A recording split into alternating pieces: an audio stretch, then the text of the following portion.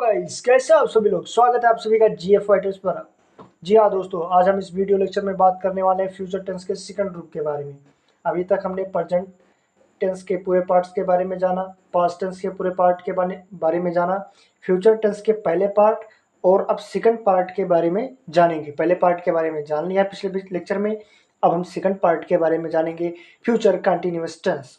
यदि आपने हमारे जीएफ फाइटर्स को सब्सक्राइब नहीं किया है तो यूट्यूब पर जाएं और जीएफ फाइटर सर्च करें और हमारे जीएफ फाइटर्स को सब्सक्राइब करें। साथ ही साथ बेल आइकन प्रेस करना ना भूलें ताकि आने वाली सारी वीडियो लेक्चर्स और लाइव क्लासेस आपको इस पेज पर मिल सके। अगर आपने पिछले 11 लेक्चर्स को हमारे नहीं देखे हैं तो आपको इस वीडियो के लास्ट में डिस्क्रिप्शन बॉक्स में 11 लेक्चर के एक प्लेलिस्ट को हम प्रोवाइड करा देंगे। आप वहां जाकर उस लिंक से पूरे आराम से विधिवत तरीके से हमने टेंस को एक एक बारीकी से समझाया है, आप उसे देख सकते हैं। तो चलिए बिना देरी किए हुए शुरुआत करते हैं। प्रेजेंट कंटिन्यूअस टेंस आखिर क्या है, किसे कहते हैं, पहचान क्या है, फार्मूला क्या है और हल कैसे करेंगे। तो चलिए बिना देरी किए हुए स्टार्ट। प्रेजेंट कंटिन्यूअस टेंस ऐसे वाक्य जिनमें अंत में रहा होगा, रही होंगी, रहे होंगे, खा रहे होंगे, पी रहे होंगे, ऐसे शब्द आएंगे। यानी रहा होंगे, रहे होंगे, रही होंगे, रहे होंगे आदि शब्द आते हैं तो फ्यूचर कंटिन्यूअस टेंस कहलाता है। ठीक, चलिए affirmative sentence, subject plus bill या सेल। बिल सेल का प्रयोग आई बी के साथ, बाकी शेष के साथ, बाकी सभी के साथ बिल का प्रयोग। सब्जेक्ट बिल या shall plus V one plus I N G plus object. तुम अफर्मेटिव का, तुम खेल रहे होंगे, तो तुम खेल रहे होंगे, तुम की अंग्रेजी यू क्या है, सब्जेक्ट, सब्जेक्ट के अनुसार बिल, यू विल, फिर बी वर्ब का फर्स्ट फॉर्म खेलना प्ले, आईएनजी प्लेइंग, ऑब्जेक्ट इसमें नहीं है। यू विल बी प्लेइंग, तुम खेल रहे होंगे। आगे चलिए नेगेटिव का देखते हैं। सब्जेक्ट बिल या shall plus not plus V one plus ING plus object. तुम देखो, मैं पत्र नहीं लिख रहा हूँगा, मैं पत्र नहीं लिख रहा हूँगा। आई, मैं की अंग्रेजी आई के साथ सेल का प्रयोग, आई बी के साथ सेल का प्रयोग। आई सेल, फिर नॉट, फिर बी वन फर्स्ट, राइट का, फिर आई एन जी राइटिंग।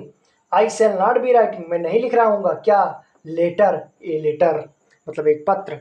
मैं एक पत्र नहीं लिख रहा हूँगा, I shall not be writing a letter, मैं पत्र नहीं लिख रहा हूँगा। इंट्रोगेटिव की बात करें तो इंट्रोगेटिव में दो फार्मूला होते हैं।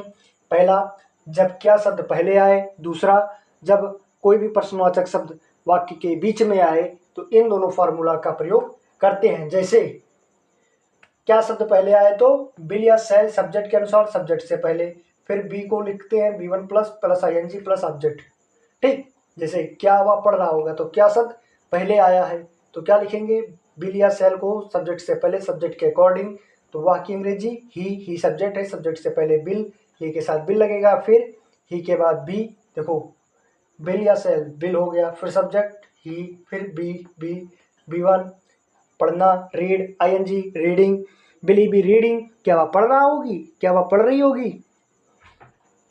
क्यों, यदि वाक्य के बीच में क्या, कहाँ, क्यों, कब आदि शब्द बीच में आए तो ऐसे वाक्यों का अंग्रेजी सबसे पहले लिखते हैं, फिर या बिल या सेल को लिखते हैं, फिर उसके बाद सब्जेक्ट के बाद बी को लिखकर V one plus be I N G plus object. V one का मतलब होता है वर्ब का फर्स्ट फॉर्म, वर्ब का first form of verb. Okay, तुम कब सो रहे होंगे। ठीक, तो अब कब की अंग्रेजी व्हेन। ठीक, क्वेश्चन वर्ड व्हेन, फिर बिल या सेल सब्जेक्ट के अनुसार, तुमसे पहले बिल, व्हेन बिल यू, तुम कब, फिर be, when will you be, तुम कब सोना, sleeping, when will you be sleeping, तुम कब सो रहे होंगे। इंट्रोगेटिव निगेटिव की बात करें तो ऐसे वाक्य जिनमें क्या, क्यों, कब आदि, यानी प्रश्नवाचक वाक्य के साथ में नकारात्मक वाक्य अगर जुड़ा हुआ है, शब्द जुड़ा हुआ है, तो ऐसे वाक्यों को हम प्रश्नवाचक नकारात्मक वाक्य कहते हैं।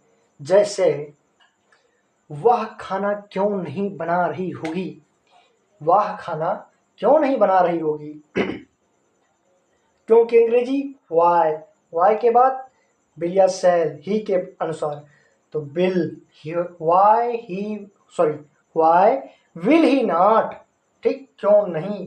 फिर बी, देखिए क्वेश्चन वर्ड वाई, बिल या सेल, बिल सब्जेक्ट ही, फिर नॉट बी, आईएनजी वर्ब के साथ, बनाना कुक, आईएनजी कुकिंग, क्या, food, the food, why will he not be cooking the food, वह खाना क्यों नहीं बना रही होगी।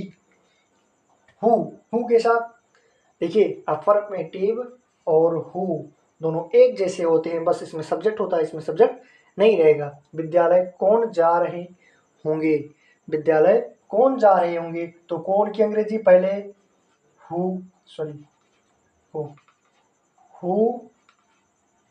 मीन्स कौन। आइए अब देखिए बिल या सेल, तो अब यहाँ पर हमेशा बिल लगेगा। Who will be going, go के साथ ING, going to the school, विद्यालय कौन जा रहा होगा। आई होप आप सभी को फ्यूचर कंटिन्यूअस टेंस समझ में आया होगा, उसके पहचान, उसके एग्जाम्पल्स, उसके सेंटेंसेस, फार्मूलाज आप सभी बेहतर तरीके से समझ पा रहे होंगे।